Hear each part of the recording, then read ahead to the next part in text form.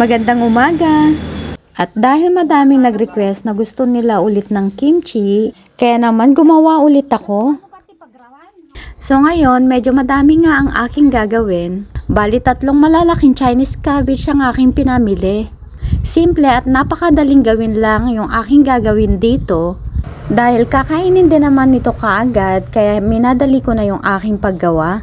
Ganito pala yung proseso ng aking paggawa. So kung makikita nyo, tinanggal ko yung unang part ng kanyang dahon. At ang ganda pala ng aking nabili dahil fresh pa siya. Hinati ko ito sa 4.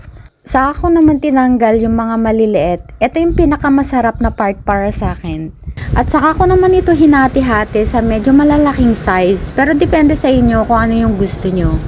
At ito nga, maglalagay na ako ng asin. Bali 2 baso yung aking nagamit dito. Saka naman ako naglagay ng 2 basong tubig. So hayaan muna natin dito ng mga 30 to 40 minutes. Saka naman ito natin baliktarin ulit. At saka ko naman ito hinugasan ng 5 beses. At saka maglalagay din pala ako dito ng carrots. Nung nakaraan kasi hindi ako naglagay ng carrots. At wala din ako mahanap na spring onion dito kaya hindi na din ako naglagay. At dito naman tayo sa pagtitimpla. Nakagamit nga ako dito ng white onions na mga 3 piraso. 2 bawang na medium size.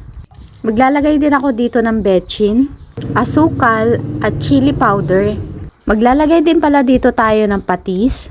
Sa paglalagay pala ng mga ingredients, paunti-unti lang dapat yung paglalagay. At eto nga, tapos na. Ganun lang ka-easy yung aking ginawa. Kaya naman pinatikim ko na sa aking pamilya. So ayan, at pwedeng-pwede nyo din itong itry. Thank you for watching.